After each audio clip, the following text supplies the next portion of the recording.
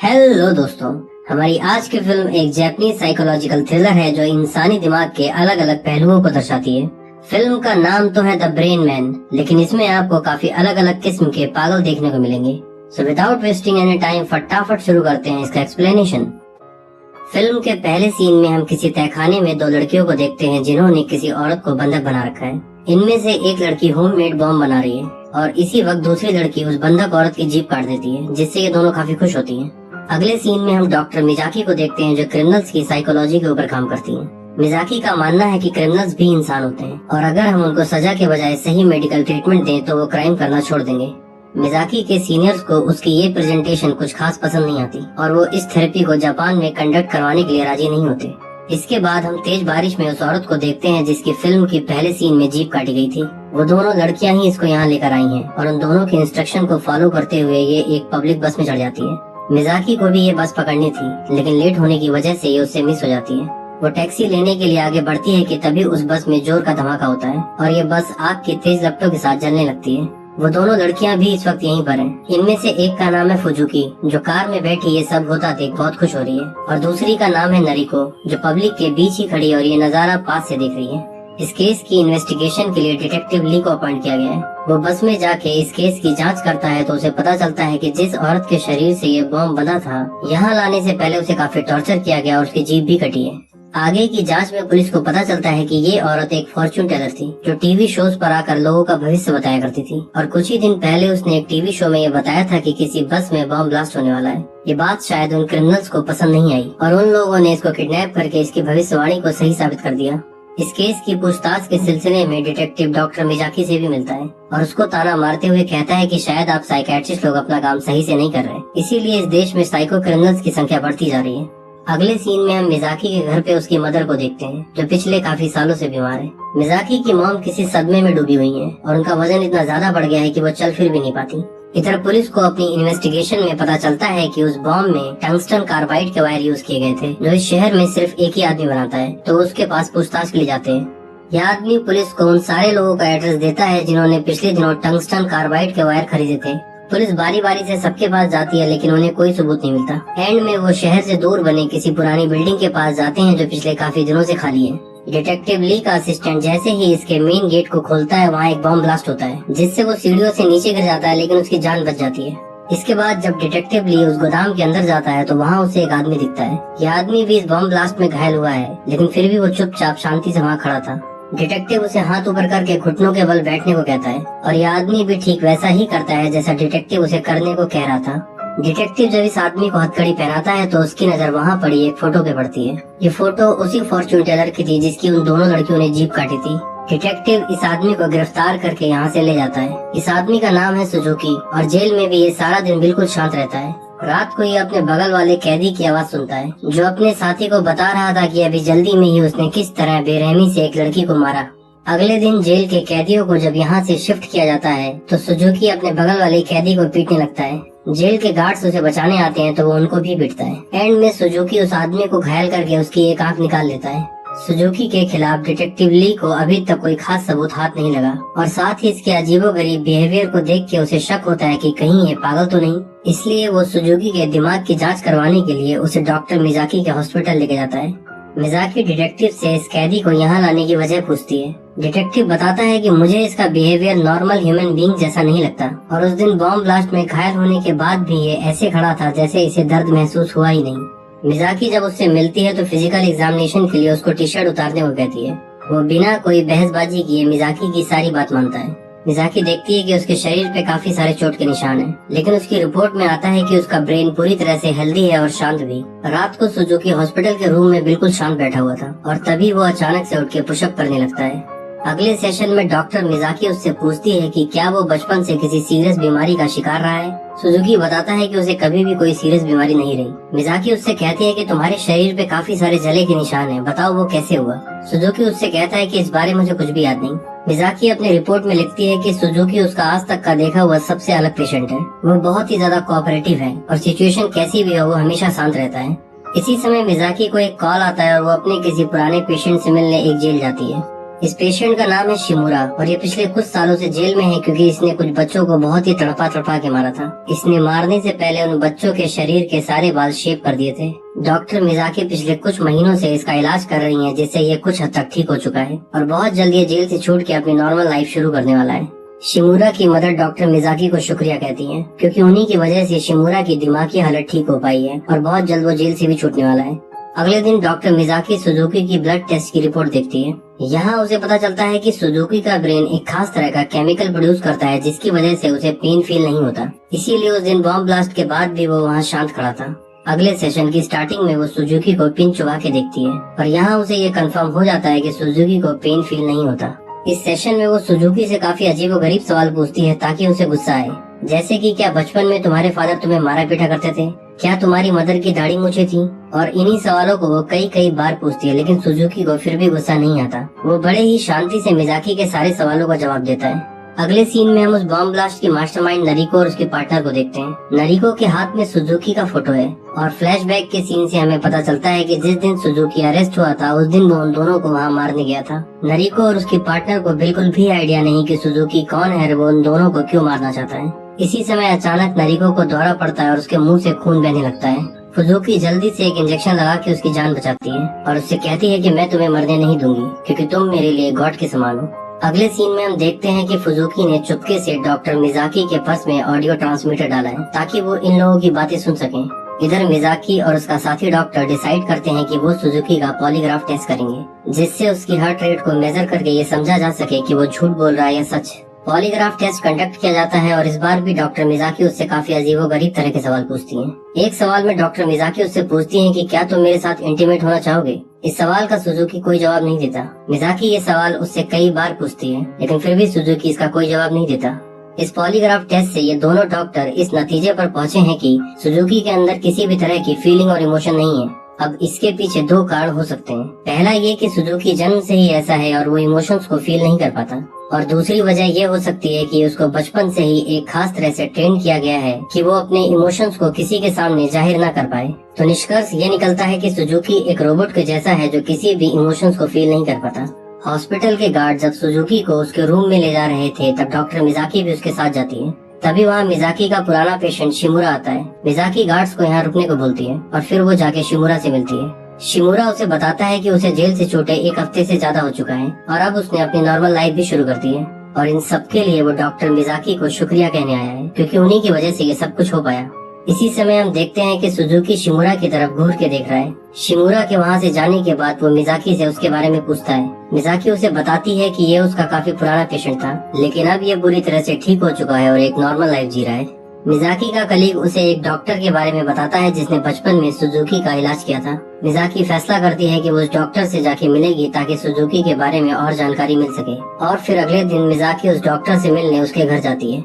इस डॉक्टर का नाम है आइजावा जो फिलहाल तो सारा दिन नशे में रहता है लेकिन पहले ये ऐसे बच्चों का इलाज किया करता था जो दिमागी तौर पे पूरी तरह से विकसित नहीं होते। आइजावा उसे बताता है कि जब सुजुकी 6 साल का था तब उसके पेरेंट्स उसे मेरे पास छोड़ के गए थे। इसके कुछ महीनों बाद ही उसके पेरेंट्स की एक हिट एंड रन केस में डेथ हो गई। सुजुकी के ग्रैंडफादर एक बहुत ही अमीर आदमी थे तो उन्होंने उसके पर्सनल ट्रीटमेंट के लिए मुझे हायर किया। सबसे पहला काम मैंने ये किया कि सुजुकी को रोज एक फिक्स टाइम पे टॉयलेट जाना सिखाया। ये छोटी सी आदत सीखने में उसे 1 महीने लग गए लेकिन फिर वो ये अपने आप करने लगा। उसकी हालत ऐसी थी कि वो भले ही भूख से मर जाए लेकिन जब तक उसको कमांड नहीं दिया गया वो खाना भी नहीं खाता था।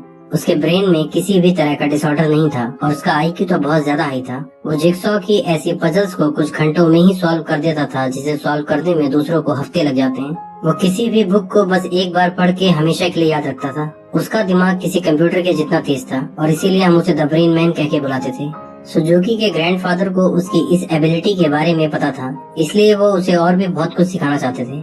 बाद में उन्होंने सुजुकी के लिए और भी अलग तरह के ट्रेनर हायर किए। मिजाकी उससे पूछती है कि क्या आप उनमें से किसी को जानते हो।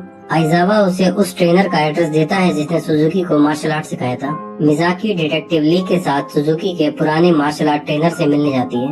ये ट्रेनर इन दोनों से मिलके सबसे पहला सवाल यही पूछता है कि क्या सुजुकी ने किसी को जान से मार दिया। डिटेक्टिव उससे कहता है कि तुम ये सवाल क्यों पूछ रहे हो। ट्रेनर उससे बोलता है क्योंकि सुजुकी के ग्रैंडफादर ने उसकी परवरिश कुछ इसी ढंग से की है।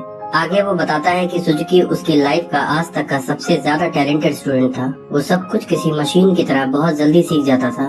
वहाँ रहते हुए मुझे पता चला कि सुजुकी के पेरेंट्स किसी कार एक्सीडेंट में मारे गए थे और वो एक्सीडेंट करने वाला इंसान कभी भी पकड़ा नहीं गया।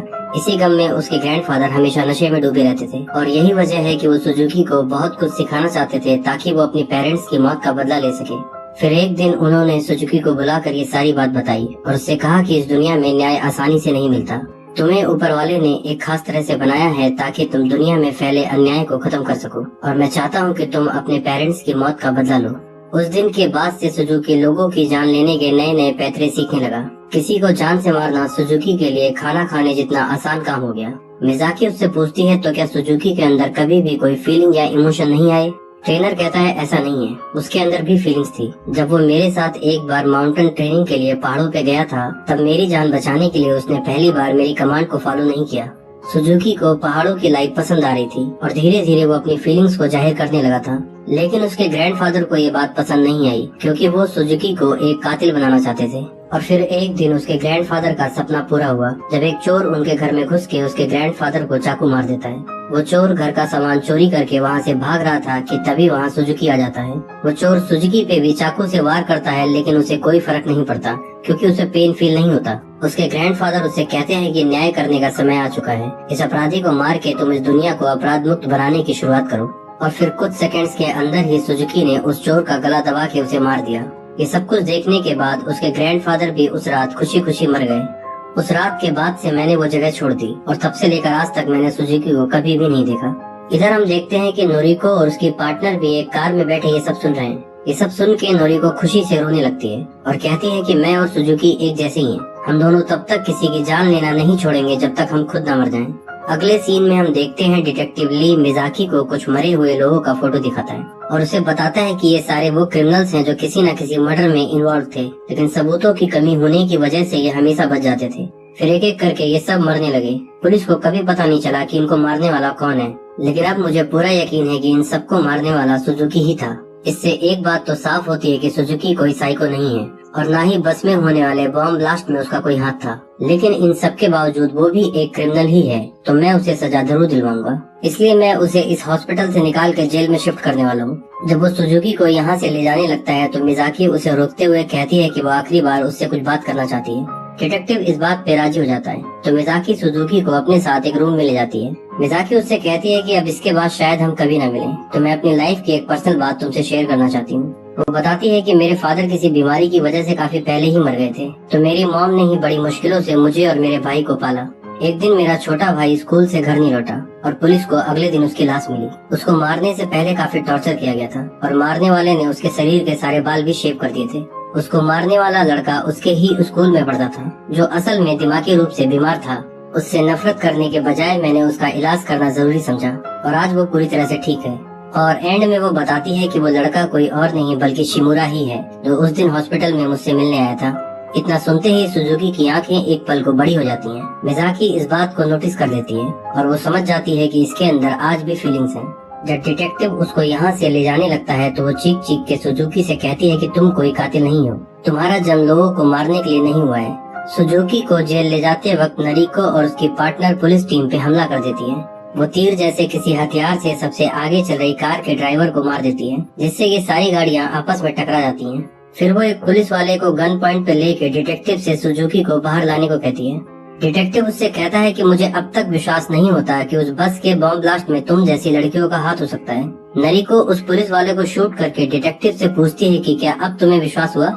इसी समय सुजुकी बाहर आके नरिको पे गोली चला देता है, लेकिन उसे बचाने के लिए फुजुकी सामने आ जाती है और वो खुद मारी जाती है। इसी समय फ्यूल लीक होने की वजह से वहाँ पलटी हुई कार में ब्लास्ट होता है, जिसका फायदा उठा के नरिको और सुजुकी दोनों यहाँ से भाग जाते हैं। अगले सीन में हम देखते हैं कि डिटेक्टिव ली अपने असिस्टेंट को देखने हॉस्पिटल गया है। मिज़ाकी भी वहाँ इनसे मिलने आई है। डिटेक्टिव मिज़ाकी को बताता है कि उन दोनों लड़कियों में नरिको ही असली बॉस है। फुजुकी तो बस उसके ऑर्डर फॉलो कर रही थी। आज से काफी साल पहले नरिको के पेरेंट्स का मर्डर हो गया था और मारने से पहले उनकी भी जीभ काटी गई थी, जिसका मतलब ये है कि नरिको ने ही अपने पेरेंट्स का मर्डर किया था और साथ ही इसने उस साइकाइट्रिस्ट को भी मार दिया जो इसका इलाज कर रहा था। मिज़ाकी पूछती है तो आज तक इसको सजा क्यों नहीं हुई। डिटेक्टिव बोलता है कि इसकी एज कम होने की वजह से ना तो पुलिस को इस पर डाउट हुआ और न ही इसके खिलाफ कभी कोई एविडेंस मिला। और यहीं हम देखते हैं कि नरिको पूरी शिद्दत के साथ कुछ नए बॉम्ब्स बना रही है, यानी कि उसने कुछ बड़ा प्लान किया है। इसके बाद फिल्म में हमें यहाँ से कुछ दिन बाद का समय दिखाया जाता है। मिज़ाकी जब हॉस्पिटल जाती है तो नरिको उसे वॉशरूम से किडनैप कर देती है और फिर हॉस्पिटल के अलग अलग वार्ड्स में बॉम्ब फटने लगते हैं। मिज़ाकी को जब होश आता है तो वो खुद को नरिको के साथ हॉस्पिटल के किसी रूम में पाती है। नरिको उसे बताती है कि वो एक लेस्बियन है, तो क्या तुम मेरे साथ इंटीमेट होना चाहोगी? इतना कहते हुए वो मिज़ाकी को किस करने की कोशिश करती है, लेकिन मिज़ाकी उसके मुंह पे थूक देती है। नरिको ने इस रूम में रखे कंप्यूटर से इस बिल्डिंग के सारे सीसीटीवी और वो सारे बॉम्ब जो उसने प्लांट किए हैं को कनेक्ट कर रखा है और वो यहाँ से बैठे बैठे ही एक के बाद एक बॉम्ब्स को ब्लास्ट कर रही है। पुलिस और बॉम्ब डिस्पोजल टीम इस हॉस्पिटल में पहुंच चुकी है। नरिको सीसीटीवी में देखती है कि सुजुकी भी इस हॉस्पिटल में पहुंच चुका है और वो इसी रूम की तरफ बढ़ रहा है। सुजुकी को यहाँ देखते ही डिटेक्टिव ली उसे गन पॉइंट पे ले लेता है। इसी वक्त नरिको डिटेक्टिव को कॉल करके कहती है कि अगर मिज़ाकी की जान बचानी है तो सुजुकी को लेकर 8th फ्लोर पे आओ। ये दोनों वहाँ पहुँचते हैं तो देखते हैं कि डिटेक्टिव के असिस्टेंट की बॉडी पे बॉम्ब बंधा है जो 5 मिनट के अंदर फट जाएगा। नरिको फिर से डिटेक्टिव को कॉल करके कहती है कि अगर तुम अपने असिस्टेंट को बचाना चाहते हो तो सुजुकी को गोली मार दो, फिर मैं ये बॉम्ब डिफ्यूज कर दूंगी। सुजुकी उसके शरीर में बंधे बॉम्ब को ध्यान से देखता है और फिर वो डिटेक्टिव से कहता है कि नरिको झूठ बोल रही है, ये बॉम्ब डिफ्यूज नहीं किया जा सकता। लेकिन डिटेक्टिव उसकी बात नहीं मानता और इन दोनों के बीच फाइट होने लगती है और अंत में ये बॉम्ब फट जाता है जिसमें डिटेक्टिव ली का असिस्टेंट मर जाता है। नरिको जानती है कि सुजुकी यहाँ कभी भी पहुँच सकता है, इसलिए वो मिज़ाकी को लेके हॉस्पिटल के बेसमेंट में चली जाती है। वो मिज़ाकी को अपने साथ कार में बिठा के सुजुकी का इंतजार करने लगती है। सुजुकी को अपनी कार के सामने खड़ा देख वो मिज़ाकी से कहती है कि मैं हमेशा से किसी ऐसे इंसान को तड़पा के मारना चाहती थी जिसे दर्द ना हो, और फिर वो अपनी कार से सुजुकी को उड़ा देती है। वो ऐसा 2-3 बार और करती है, लेकिन सुजुकी हर बार उसकी कार के सामने खड़ा हो जाता है। और जब सुजुकी सही से खड़ा भी नहीं हो पा रहा था कि तभी अचानक से मिज़ाकी कार का पार्किंग ब्रेक लगा देती है, जिससे वो कार साइड में खड़ी एक कार से जाके टकरा जाती है। सुजुकी कार का शीशा तोड़ के नरिको को कार से बाहर निकालता है, फिर वो साइड में ले जाके उसे जान से मारने वाला होता है, लेकिन मिज़ाकी उसे ऐसा करने से रोक लेती है। मिज़ाकी के शरीर पे जो बॉम्ब बंधा है उसका रिमोट नरिको के पास ही है। वो उस रिमोट को जैसे ही अपने पॉकेट से निकाल के उसका बटन दबाने वाली थी कि अचानक से एक गोली आके उसके सीने में लगती है, जिससे वो तुरंत मर जाती है। ये गोली चलाने वाला कोई और नहीं बल्कि डिटेक्टिव ली ही था। सुजुकी लड़खड़ाते हुए यहाँ से जाने लगता है और डिटेक्टिव ली भी उसे नहीं रोकता। इसके कुछ ही दिनों बाद मिज़ाकी के पास अननोन आईडी से एक मेल आता है जिसमें लिखा था कि मैं तुम्हारे पुराने पेशेंट शिमुरा को मारने वाला हूँ। मिज़ाकी समझ जाती है कि ये मेल उसे सुजुकी नहीं किया है। वो जल्दी से शिमुरा के घर की तरफ भागती है, लेकिन जब तक वो वहाँ पहुँचती है तब तक कोई शिमुरा को मार के वहाँ से जा चुका था। इसी समय मिज़ाकी को वहाँ किसी बच्चे के रोने की आवाज़ सुनाई देती है। वो बगल वाले रूम में जाती है तो उसको एक छुपाया हुआ लड़का मिलता है जिसके शरीर के सारे बाल शेव्ड थे और उसके हाथ पैर भी बंधे थे, जिसका मतलब साफ है कि मरने वाला शिमुरा आज भी एक साइको ही था और मिज़ाकी के ट्रीटमेंट से उसमें कोई भी सुधार नहीं हुआ। इसके अगले दिन मिज़ाकी को सुजुकी की कॉल आती है। मिज़ाकी उससे पूछती है कि तुम्हें कैसे पता लगा कि शिमुरा आज भी पहले जैसा क्राइम कर रहा है। सुजुकी उसे बताता है कि जिस दिन उसने शिमुरा को हॉस्पिटल में पहली बार देखा था उसके हाथ पे किसी बच्चे के दांत काटने के ताजा निशान थे।